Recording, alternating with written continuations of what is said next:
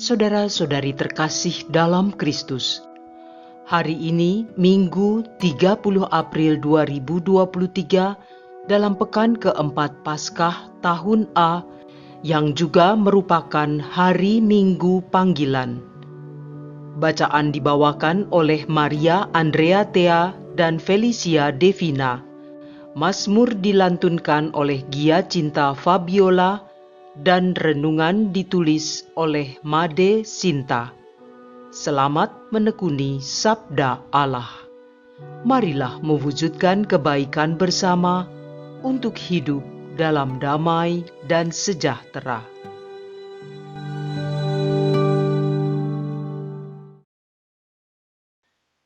Dalam nama Bapa dan Putra dan Roh Kudus. Amin. Allah Bapa yang Maha Kuasa dan Kekal, kami sungguh bersyukur atas segala berkat dan rahmat-Mu setiap hari. Terima kasih pula untuk penyertaan-Mu. Di saat berada di dalam lembah kekelaman, kami tidak takut karena Engkau selalu ada menjaga kami. Kami mau terus tinggal bersama-Mu sepanjang masa. Demi Kristus, Tuhan dan pengantara kami. Amin. Bacaan dari Kisah Para Rasul, bab 2, ayat 14a, dilanjutkan dengan ayat 36 sampai dengan 41. Pada hari Pentakosta, bangkitlah Petrus berdiri dengan ke-11 rasul, dan dengan suara nyaring, ia berkata kepada orang-orang Yahudi, "Seluruh kaum Israel harus tahu dengan pasti bahwa Allah telah membuat Yesus yang kamu salibkan itu menjadi Tuhan dan Kristus." Ketika mereka mendengar hal itu, hati mereka sangat terharu. Lalu mereka bertanya kepada Petrus dan rasul-rasul yang lain, "Apakah yang harus kami perbuat, saudara-saudara?" Jawab Petrus kepada mereka, "Bertobatlah, dan hendaklah kamu masing-masing memberi dirimu dibaptis dalam nama Yesus Kristus untuk pengampunan dosamu. Maka kamu akan menerima karunia Roh Kudus. Sebab bagi kamulah janji itu, bagi anak-anakmu dan bagi orang yang masih jauh, yaitu sebanyak yang akan dipanggil oleh Tuhan Allah kita." Dengan banyak perkataan lain lagi, Petrus memberi suatu kesaksian yang sungguh-sungguh, dan ia mengecam dan menasihati mereka, katanya, "Berilah dirimu diselamatkan dari angkatan yang jahat ini." Orang-orang yang menerima perkataan Petrus itu memberi diri dibaptis, dan pada hari itu jumlah mereka bertambah kira-kira 3.000 jiwa. Demikianlah sabda Tuhan.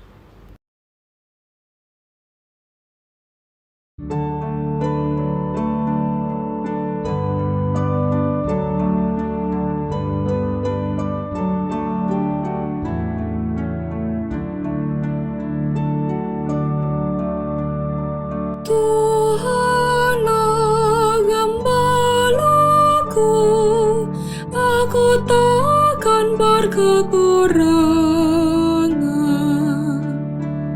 Tuhanlah gembalaku, aku takkan berkekurangan. Ia membaringkan daku di padang rumput yang hijau. Ia membimbing aku ke air yang tenang dan menyegarkan daku. Tuhanlah gembalaku, aku takkan berkekurangan.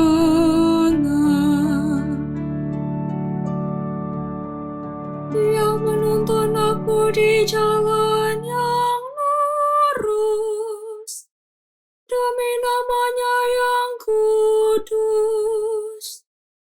sekalipun berjalan dalam lembah yang kelam, aku tidak takut bahaya, sebab Engkau besertaku. Tongkat gembalaanmu itulah yang menghibur aku. Tuhanlah gembalaku, aku takkan berkekurangan. Engkau menyediakan hidangan bagiku di hadapan segala lawanku.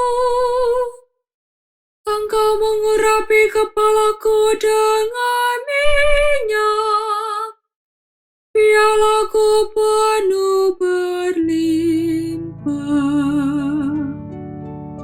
Tuhanlah gembalaku, aku takkan berkekurangan. Kerelaan dan kemurahan-Mu mengiringi aku seumur hidupku. Aku akan diam di dalam rumah Tuhan sepanjang masa. Tuhanlah gembalaku, aku takkan berkekurangan.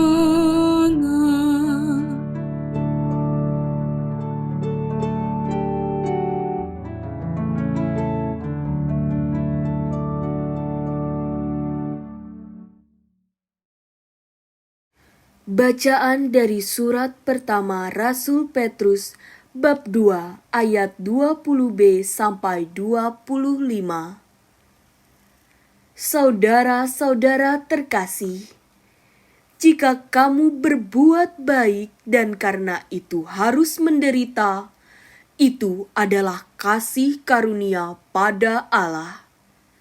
Sebab untuk itulah kamu dipanggil, karena Kristus pun telah menderita untuk kamu dan telah meninggalkan teladan bagimu, supaya kamu mengikuti jejaknya. Ia tidak berbuat dosa, dan tipu muslihat pun tidak ada pada mulutnya. Ketika dicaci maki, ia tidak membalas dengan mencaci maki. Ketika menderita, ia tidak mengancam, tetapi menyerahkannya kepada Dia yang menghakimi dengan adil. Ia sendiri telah memikul dosa kita di dalam tubuhnya di kayu salib, supaya kita yang telah mati terhadap dosa, hidup untuk kebenaran. Oleh bilur-bilurnya kamu telah disembuhkan. Sebab dahulu kamu sesat seperti domba, tetapi sekarang kamu telah kembali kepada gembala dan pemelihara jiwamu. Demikianlah sabda Tuhan.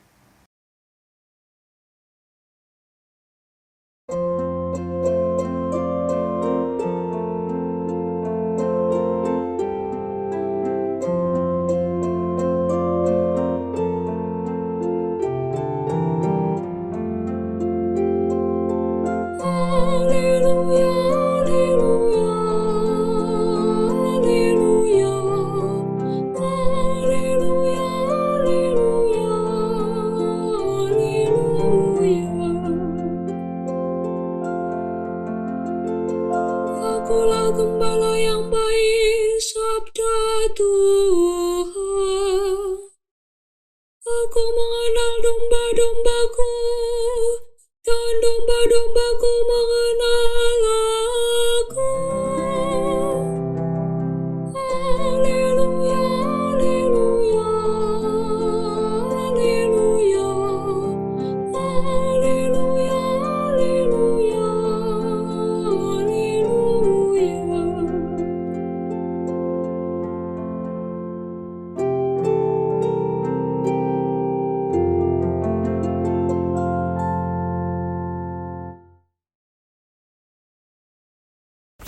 Inilah Injil suci menurut Yohanes bab 10 ayat 1 sampai dengan 10. Sekali peristiwa, Yesus berkata kepada orang-orang Farisi, "Aku berkata kepadamu, sesungguhnya siapa yang masuk ke dalam kandang domba dengan tidak melalui pintu, tetapi dengan memanjat tembok, ia adalah seorang pencuri dan seorang perampok. Tetapi siapa yang masuk melalui pintu, ia adalah gembala domba. Untuk dia, penjaga membuka pintu, dan domba-domba mendengarkan suaranya. Ia memanggil dombanya masing-masing menurut namanya dan menuntunnya keluar. Jika semua domba telah dibawanya keluar, ia berjalan di depan mereka, dan domba-domba itu mengikuti dia, karena mereka mengenal suaranya. Tetapi seorang asing pasti tidak mereka ikuti. Malah mereka lari daripadanya, karena suara orang-orang asing tidak mereka kenal." Itulah yang dikatakan Yesus dalam perumpamaan kepada mereka. Tetapi mereka tidak mengerti apa maksudnya ia berkata demikian kepada mereka. Maka kata Yesus sekali lagi, "Aku berkata kepadamu, sesungguhnya akulah pintu kepada domba-domba itu. Semua orang yang datang sebelum aku adalah pencuri dan perampok, dan domba-domba itu tidak mendengarkan mereka. Akulah pintu, barang siapa masuk melalui aku, ia akan selamat. Ia akan masuk dan keluar dan menemukan padang rumput. Pencuri datang hanya untuk mencuri, membunuh, dan membinasakan. Aku datang supaya mereka mempunyai hidup dan mempunyainya dalam segala kelimpahan." Demikianlah sabda Tuhan.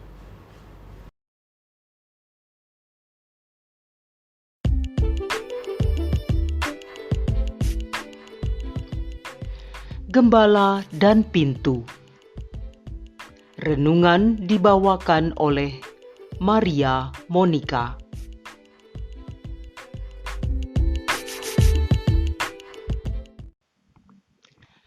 Shalom, saudari dan saudara terkasih di dalam Kristus.